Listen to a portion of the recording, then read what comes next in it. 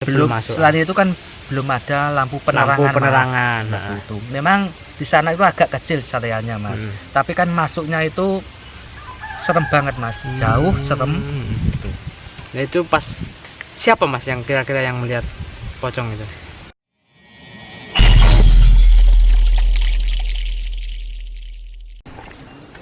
Ini adalah jalan menuju ke pesarean atau ke pemakaman untuk mengambil sabuk. Oke dulur ya, seperti ini jalannya. Buat dulur-dulur PSHT dimanapun berada mungkin sudah terbiasa jika mengambil sabuk itu sengsorone kaya opo, pengorbanannya seperti apa. Jadi ya kalau ikut PSHT tidak diniati dengan rasa ikhlas, rasa tulus, pasti akan keluar. Nggih Mas, pripun Mas? Mas, waktu pengambilan sabuk biasanya ini bunyi lah. Geludak di sini Mas. Sini Mas ya. Iya, ini kan terkenal Nyun sewu. Bambunya gitu. Assalamualaikum. Dulur, assalamualaikum warahmatullahi wabarakatuh. Ketemu lagi dengan Mas Peja 1922. Semoga dulurku semua selalu diberi kesehatan, tentunya diperkuat yang namanya pas duluran. Oke, kali ini videoku berada di tengah kuburan dulur. Ini nantinya saya akan bertemu salah satu dulur persaudaraan sejati Ternate, yaitu warga tahun era 90-an. Nah, disinilah dia atau beliau itu mengambil sabuk. Dia juga bercerita bahwa zaman tahun 90-an itu mengambil sabuk tidak diberi namanya apa ya, pembatas lur. Istilahnya satu lingkup kuburan ini disuruh mencari sabuk dari persaudaraan sejati Ternate. Assalamualaikum Mas. Waalaikumsalam warahmatullahi wabarakatuh. Berjumpa lagi nggih Mas. Nggih, alhamdulillah. Pripun wartane kabare? Alhamdulillah Mas.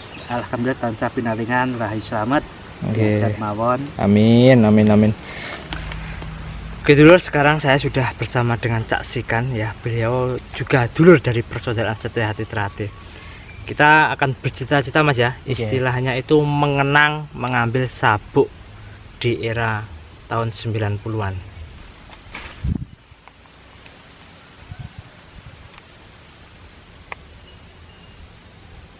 Itu pada waktu masuk ke kuburan pertama kali Mas ya. Iya. Itu kan waktu sabuk jambungan pertama kali lah istilahnya seperti itu. Perasaannya gimana Mas? Awalnya sebelum mengambil sabuk itu Mas ya, kan yuk juga takut Mas awalnya. Karena saya di jalan di pos-pos itu enggrek, jadi rasa takut itu hilang. Itu Mas. Berarti istilahnya takutnya malah di jalan. Enggak, gitu. awalnya ya takut, namanya masih polos Mas. Pengambilan sabuk ketika jalan otomatis waktu itu kan punya rasa rezeki ada Mas. Awalnya sudah dijalani di pos-pos di daunnya mas Larte ya, itu rasa takutnya hilang. Iya, waktu itu. Oh iya Mas, dulu itu saya kan pernah dengar ya, pada waktu tahun 2000 berapa, 2002an lah. Itu ada mengambil sabuk di kuburan mana itu? Cengklok. Iya. Itu ada yang melihat pocong, gempar itu kayaknya Mas. Waktu itu kan saya waktu putih mati situ Mas. Oh putih? Iya, waktu ban putih. Waktu itu memang saya mengambil di situ. Tapi kan masuknya itu Mas, memang serem banget Mas waktu itu. Masuknya ke kuburan? Iya, serem banget. Soalnya banyak Mas, bambu Mas. Oh, pring-pring gitu loh ya. Ya, belum masuk. Selain itu kan belum ada lampu penerangan. Nah. Itu. Memang di sana itu agak kecil areanya Mas. Tapi kan masuknya itu serem banget Mas, jauh serem. Gitu. Nah itu pas siapa Mas yang kira-kira yang melihat pocong itu? Itu almarhum Mas Erwanto Mas. Almarhum Mas Erwanto. Mas itu era 2000-an Mas waktu itu. Latihan era 2000 berapa? Letternya Mas Un itu Mas berapa? Oh Mas Un, 2002 lah ya kemarin. 2002. Gempar itu kan. Iya. Leteng saya 2002. Leteng sampean nggih? Nggih. Kan sampai terdengar sampai Calong Rejo. Pas ambil sabuk dirui pocong. Ini pocong asli lur ya, istilahnya bukan pocong-pocong kayak di YouTube itu yang bisa dipegang, yang pocong ngetok loh Mas. Nggih. Soalnya nggih namanya Mas almarhum Mas Erwanto itu gopokan Mas itu. Oh gopokan. Nggih, wedi lah kemudian. Mboten gampang wedi. Gampang keruan, peka. Nggih, peka. Bangsane ngono peka banget Mas. Iya. Sampean mengambil sabuk di sini ini kira-kira seingat sampean itu kan Mas suwi itu Mas itu Ya, sudah lama mas. 96. Itu ketemunya di mana Mas?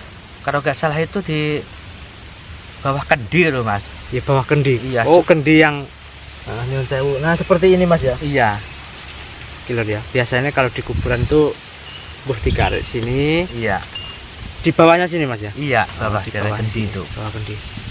Kan biasanya kalau orang meninggal itu pasti dikasih kendi seperti Iya. ini ya. Iya. Sorry ya. Kalau nggak salah ini artinya yo, tapi asli arti dari maksud apa itu saya sendiri juga nggak tahu. Tapi pernah membaca Mas ya. Iya. Ini ibaratnya orang meninggal itu apa ya istilahnya iki kaya butuhne sesuatu hal ngono lho Mas. Ben luweh apa ya anyep istilahnya gitulah. Heeh. Disiram toyo nih kesannya. Disiram lah istilah maknanya mungkin seperti itu. Kan juga ada takaran apa Mas ya, takaran seperti ini, kembang diwai taker ndok, itu pasti ada maknanya Mas ya. Oh, namanya Apa Mas? pecok bakal. Pecok bakal. Oke, seperti semua itu orang Pasti, Jawa dulu kan menciptakan ini itu pasti punya ada makna makna tersendiri. Jujur saja saya sendiri juga nggak terlalu paham, nanti tak tanyakan ke orang-orang yang lebih paham lah, yang sepuh. Oke, Cak Sika juga belum paham, Belum mas. paham, Mas, ya. Soalnya belum mempelajari jauh tentang Jawa ini mas. Nah, Jawa ini adalah Ya. ada Jawa seperti Iya. itu Mas ya. Jawa kan kalau dikupas itu luas Luas banget, nggak banget. ada habisnya mas Jawa itu. Tiba dulur-dulur, jujur saja saya sendiri wong Jawa, tapi Nah. kok ya ora roh arti makna kendi, terus dikasih cucuk bakal tadi, opo maknane ngono Mas ya. Tapi Seharusnya kita itu harus tahu loh Mas. Nggih. Tapi mas, Nah, kita harus bersyukur mas, nah, dilahirkan di bumi Pulau Jawa di itu. bumi Pulau Jawa. Soalnya orang Jawa itu keren banget ini mas, keren banget mas. Iya, seperti itu. Oke, Cak. Tadi kan sampean sudah bercerita ketemunya itu di bawah kendi ya, Cak ya. Iya. Di bawah kendi. Itu perasaannya gimana pas ketemu itu? Ya bersyukur mas. Soalnya cepat ketemunya itu mas. Bukan masalah takutnya enggak. Rasa bersyukurnya itu sudah ketemu, habis itu balik ke gitu ya. tempat latihan lagi gitu mas. Di sini kan ada pohon yang sangat besar, Cak ya. Oke. Ini namanya pohon apa, Cak itu? Pohon Beringin. lain mas. Oh, bukan ya? Bukan. Pohon apa mas ya? Lupa saya. Bulu mas. Ini bulu ya, Mas? Bulu, namanya bulu. Oh. Bulu kan banyak mas, banyak yang tumbang ini mas. Iya. Banyak bulu. Itu adalah pohon bulu. Nah, setelah saksikan mengambil sabuk sudah dapat, terus kembali Mas ya. Iya. Kembalinya lewat mana Mas? Lewat sini mas. Lewat menyusuri jalan setapak. Menyusuri jalan setapak. Habis itu kan tembusnya Pasar Kunti. Jalan setapak yang Tadi ada apa itu sungainya itu Mas ya? iya ada sungainya. Oh.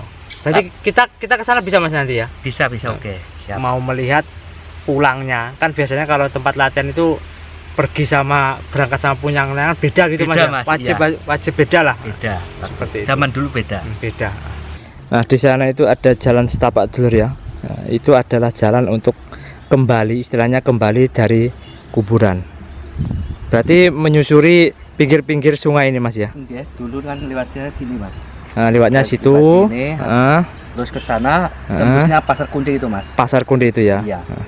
Berarti pada waktu melewati ini cahaya-cahaya itu enggak ada Mas ya. Nggak ada mas, gelap banget. Berarti kudu berhati-hati nggih Mas ya. Oke, dulu kan lampu jalan kan belum ada. Iya, belum ada. penerangan. Tahun berapa dulu Mas? Maksudnya era 90-an mas. Iya, era 90-an. Arah-arah 97 mas. Heeh. Kok 97?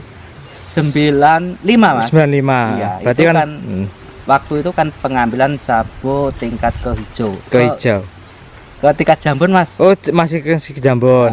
Awalnya kan dulunya kan tempatnya di Salian Kunti waktu itu. Habis itu kan juga ke Salian yang lebih serem lagi. Lebih serem. Ya, lagi ke tingkat Putih itu lebih jauh lagi mas waktu itu kan perjalanannya. Pada waktu menyusuri jalan-jalan seperti ini kan apa ya istilahnya itu kan langsung bawahnya ini sungai Mas ya. Iya. Perasaannya gimana Mas? Ya perasaan ya soalnya sudah dulu mas dibilang takut ya nggak ada rasa takut nggak mas. Soalnya Sudah mendapatkan sabuk. iya soalnya di jalan itu sudah diglek mas. Oh itu, mas. iya ya oke. Diglek warga kan otomatis kelingkar itu sudah keluar semua.